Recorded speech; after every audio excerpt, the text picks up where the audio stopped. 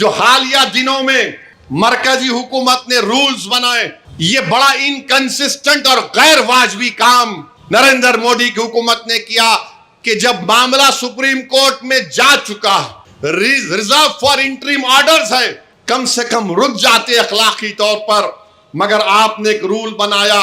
और rule 6(1) rule 10(1) क्या कहता है कि आपको 3 महीने के अंदर वक्फ रजिस्टर में जाना पड़ेगा। ये सबसे बड़ा प्रॉब्लम मुतवल्लियों को होगा। रूल 10(2) ये बोलता है कि डॉक्यूमेंटेशन, वक्फ डीड्स, ये सब चीजों को आपको रिकॉर्ड में देना पड़ेगा। नॉन कंप्लायंस में क्या होगा?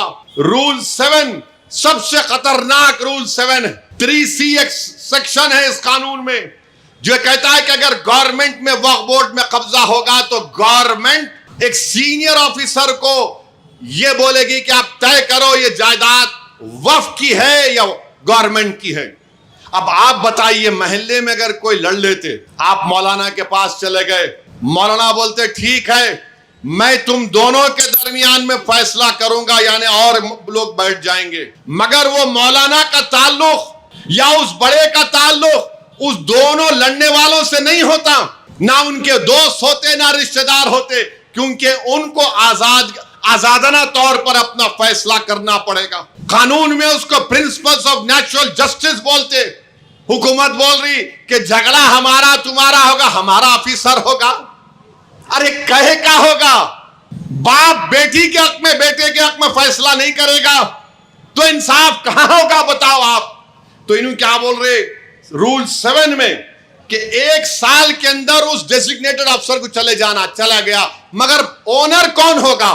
वक्फ बोर्ड होगा या गवर्नमेंट होगी, उसका किसी को नहीं मालूम। रूल 10(2) देख लो आप, रूल 10(c) देख लो आप, ये ऐसे रूल्स बनाए गए जिससे वक्फ को नुकसान होगा।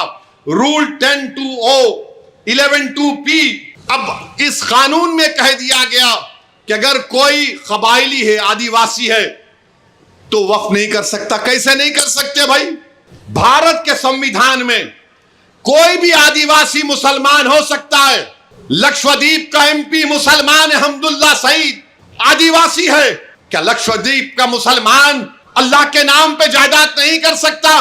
तो आपने रूल बना दिया कि रूल 10(2)(o), रूल 11(2)(p) जो 5th और 6th शेड्यूल में आता है, बताइए आप क्या है ये। फिर रूल 6(1) रेट्रोस्पेक्टिव, यानी पहले क्या हुआ था, यानी ये सब ऐसे रूल्स बनाए जा रहे हैं जिससे वक्फ बोर्ड का नुकसान कराना चाहते हैं। इसीलिए हमको अपने एहतजाज को कामयाब करना है।